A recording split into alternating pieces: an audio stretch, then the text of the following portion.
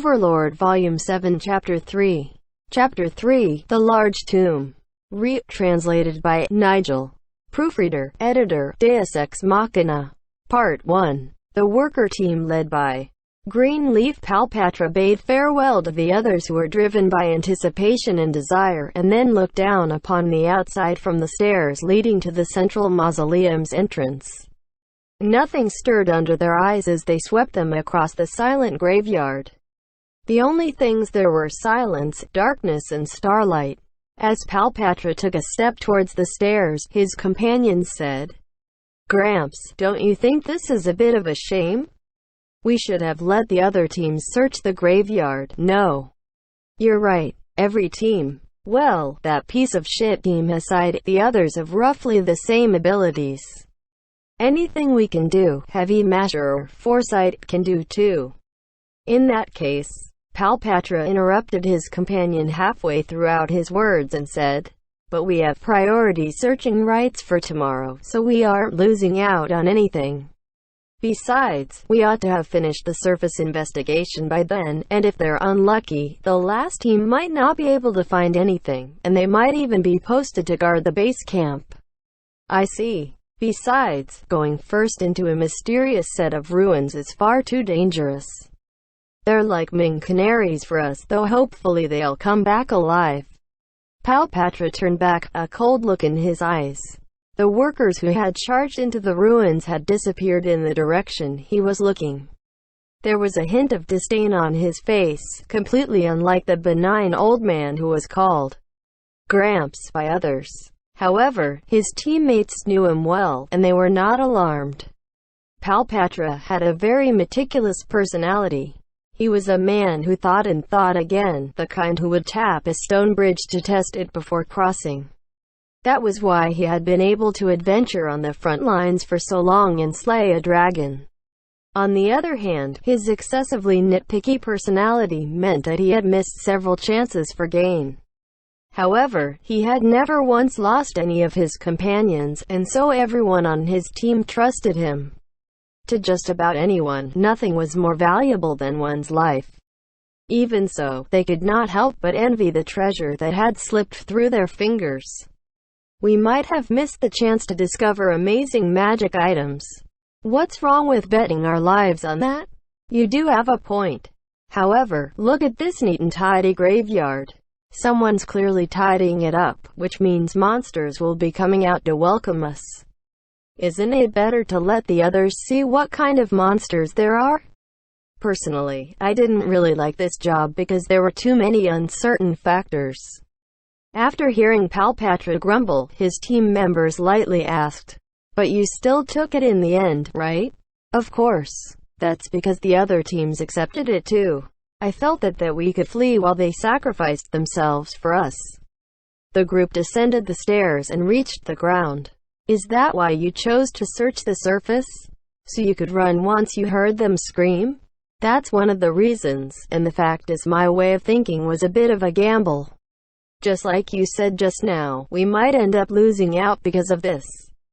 We'll be safer if we can gather more information, but the fact is that I don't know if that's really so great an advantage. If I'm wrong, then I'll apologize to you all for it." "Don't worry about it, Gramps. We've always trusted you, because for the most part, your choices were always right. Besides, even if we end up losing out here, all we need to do is knuckle down and find another job with a big payout. You've said it before, haven't you, Gramps? As long as you live, there's always a chance, so there's no need to force yourself to take risks." Man, those were the days. We were all young back then. Aren't you still young now? "Ha, it's not very convincing when you say I'm young, Gramps." The group flashed wry grins to each other as they headed towards the small mausoleum. "That said, I should have discussed this with you all first, but I ended up making the decision on your behalfs. Sorry about that." "Well, that's the only way you could have expressed it back then. Besides, you're the team leader we chose, Gramps. When our trusted leader makes a decision, we're all happy to obey." "You were all moping back there. What are you grinning about now?" "Alright, that's fine. Let's hurry up and check, and if we have time left over, I'll see if Mondono can give me a few pointers. It's a rare chance, so maybe you can have him teach you a thing or two.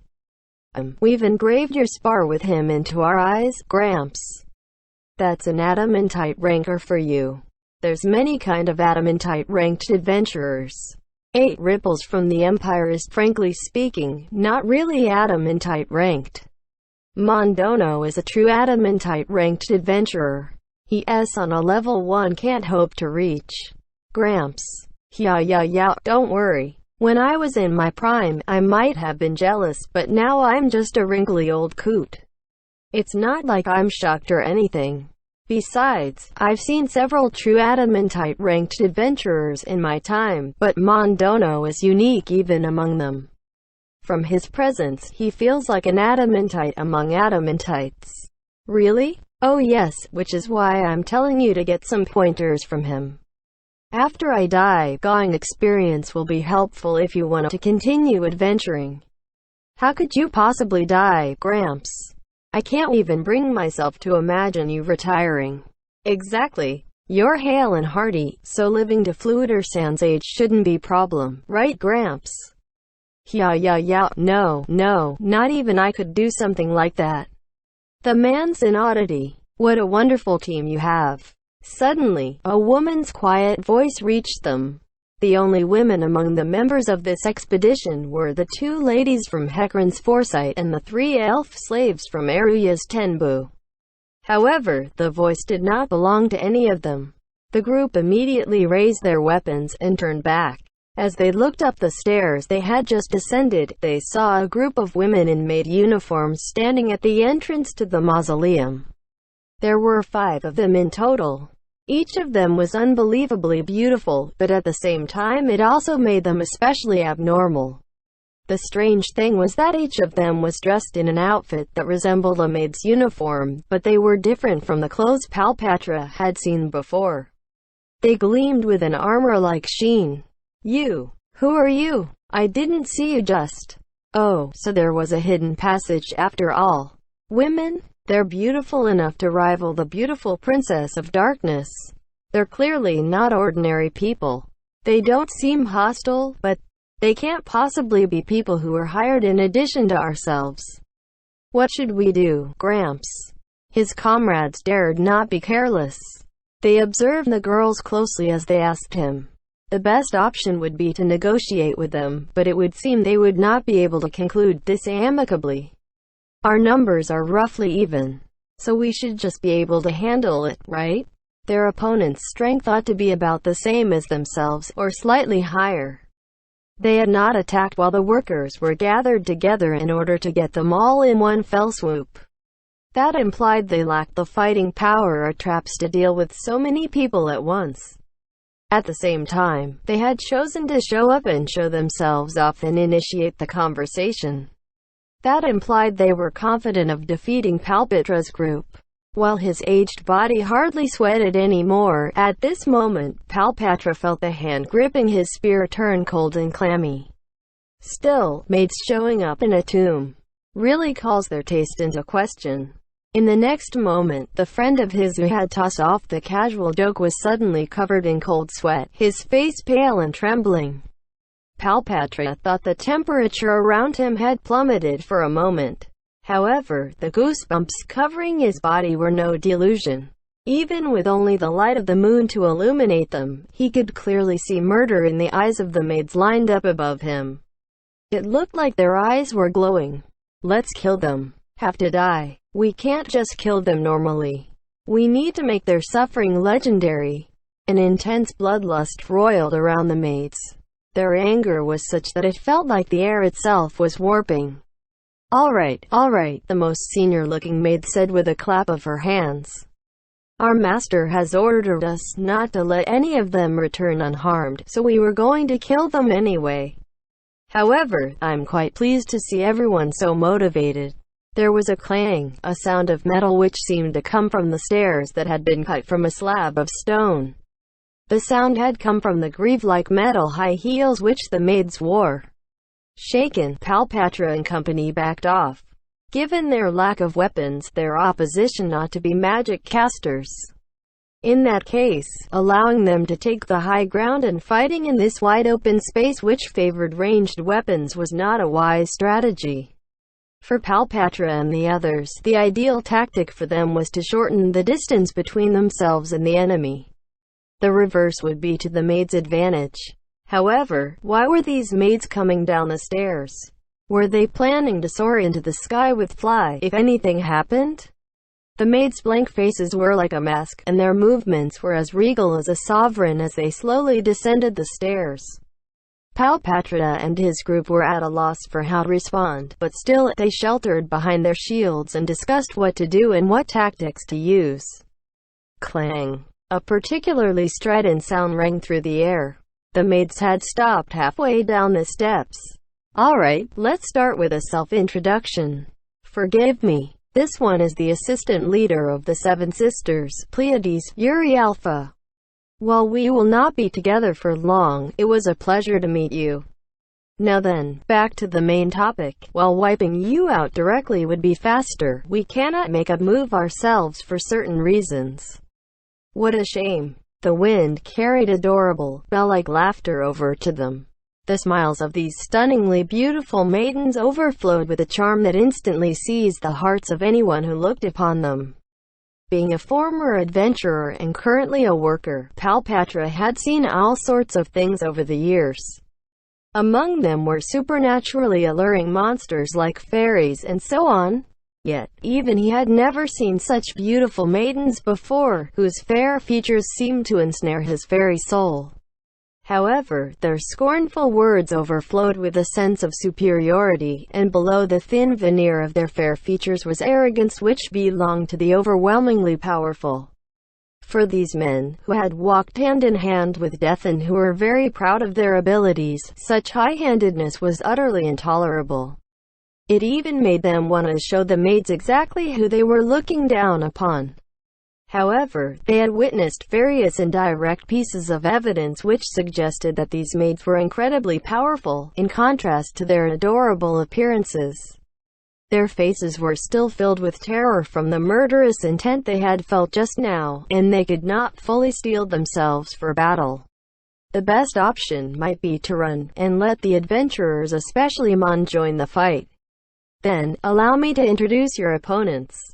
Yuri clapped, and the graveyard trembled, as though in response to the echoing sound. Come forth, Nazarick, old garters. What? Palpatra exclaimed in shock. The earth behind him split open and several skeletons showed themselves. A pincer attack? No. Looking up, he saw that the maids were still hostile, but they had no desire to fight. Perhaps they were in a spectator mode. While they could not be careless, it seemed to be as the maids had just said. They did not wish to attack right away. Palpatra came to the conclusion that the only enemies in their way were the skeletons behind them, and so he began assessing the new batch of enemies. Skeletons were hardly powerful opponents. Given the strength of Palpatra and his group, they could take on a few hundred of them with no problems. That being the case, the skeletons that had emerged from the earth, 8 of them in total, were no match for them whatsoever. However, there was a problem. Palpatra's companions gulped in unison and unconsciously backed up one step. These skeletons felt different from regular skeletons, and their equipment was different too. They were dressed in grand breastplates, like the sort a country's royal guard would use. Their shields were emblazoned with a griffin motif, and they wielded all manner of weapons, in addition to composite longbows on their backs. In addition, all this equipment glowed with the light of magical power. Skeletons outfitted with magical gear could not be ordinary skeletons. What are those? You don't know either, Gramps. I'm not too sure, but I think they might be an offshoot species of skeleton warriors. An offshoot, huh? They don't look like red skeleton warriors either. Opponents one had never encountered before were always unsettling, especially foes outfitted with magic items that possessed special effects. These numbers should be enough to deal with you gentlemen. Please do your best and show us how far you can run. We're honored that you're sending out such powerful undead against us. However, Palpatra calmly pondered the matter. No matter what, they could not possibly have too many undead equipped with so many magic items. They were probably using their strongest forces against them right off the bat. Otherwise, they would not have let them enter the ruins. They would have dealt with them long ago. So these are the strongest fighters of the ruins, then? You think they're enough to stop us?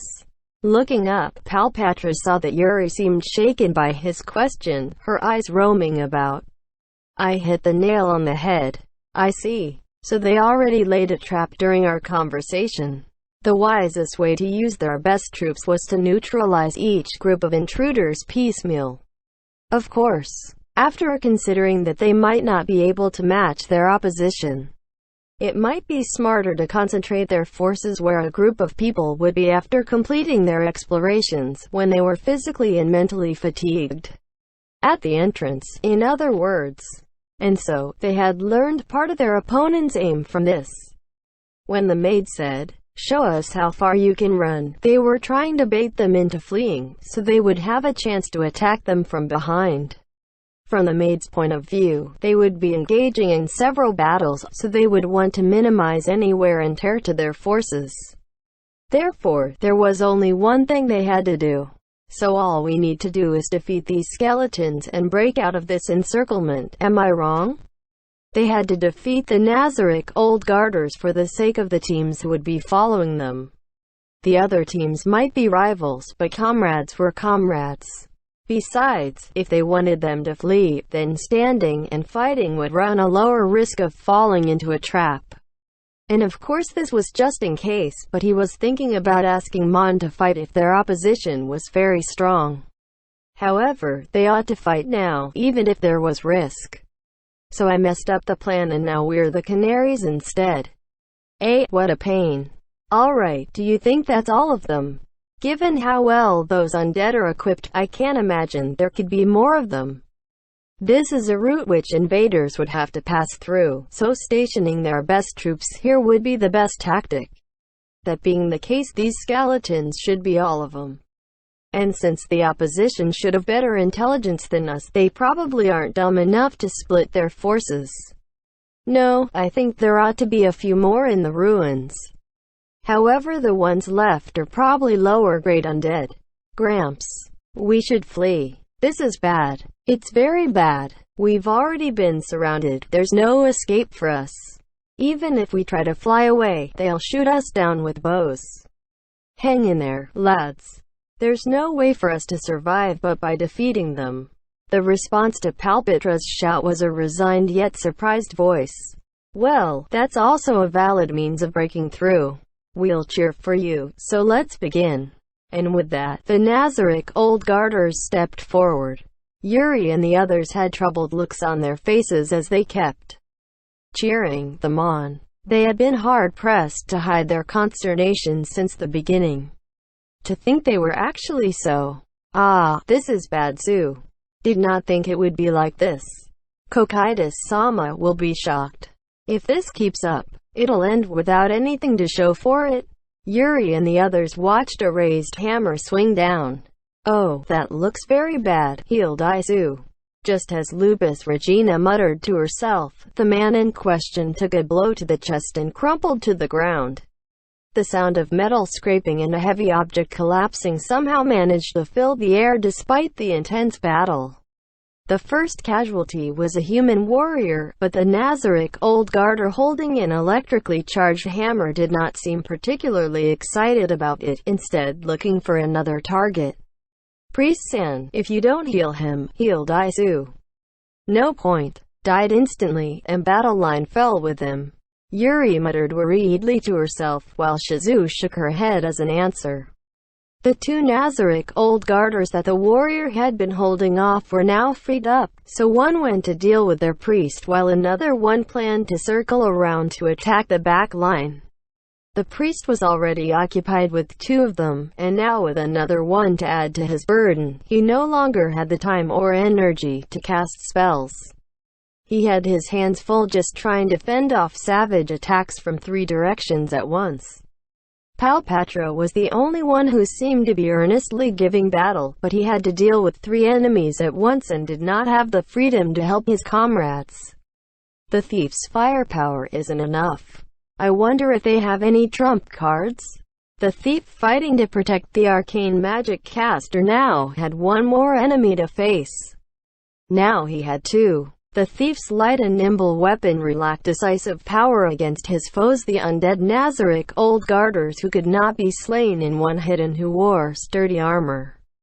The thief barely managed to avoid their attacks with agile movements, but there was a great difference between the untiring undead and human beings who could become fatigued. He's looking at us like he's about to cry. Sue. Want to wave to him? I guess waving to him wouldn't hurt. Okay, Sue. Lupus Regina smiled sweetly and waved to the man. It hit him. It's all Lupu's fault for distracting him. Yui, it's my fault, Sue? Your fault. But we can cheer for them. Yay. Yes, I do hope they can hang in there a little longer. The maids nodded at Yuri's words. The Nazaric old guarders held the upper hand throughout the battle with Palpatra's team. At this point, this one-sided battle could be described as futile resistance. Even Yuri and the others could not help but pity them. At first, they had even laughed and said, "Weren't you very confident in yourselves before the battle started?" But then they had lost all interest and started yawning, and now they were even rooting for Palpatra and the others. Yua, the difference in their strength is so great I can't think of anything to say. No trump cards? I think that summon spell they cast was it. 3rd tier. No, that's too weak for a secret weapon. Although, using a summoned monster as a meat shield was a pretty good idea.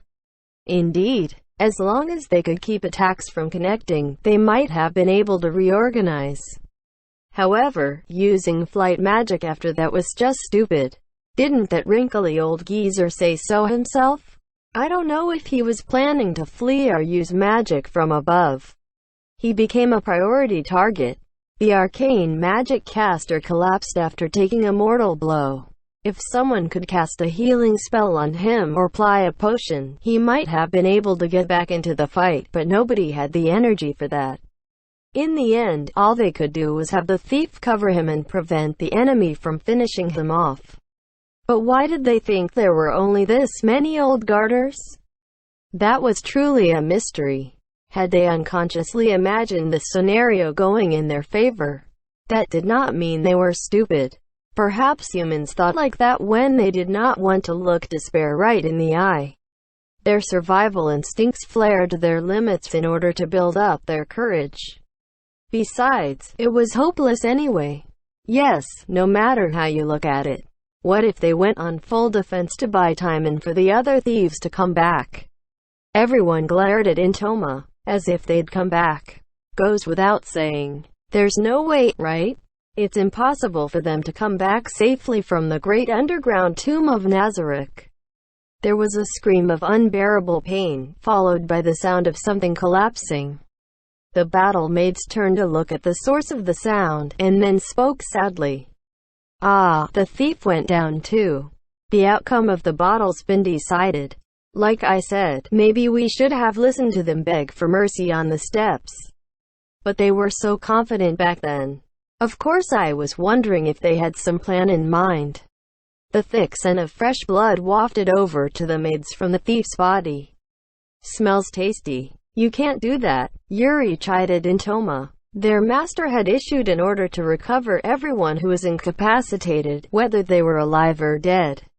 Naturally, they could not present an insect-chewed body to their master. It would be terribly rude. Fresh meat. We'll ask Ain-sama if you can eat it later. Bear with it for now. But this isn't good, right? The original plan was to see if we could deal with fleeing people, right? Seems like it. That's why they posted pretty strong undead near the walls.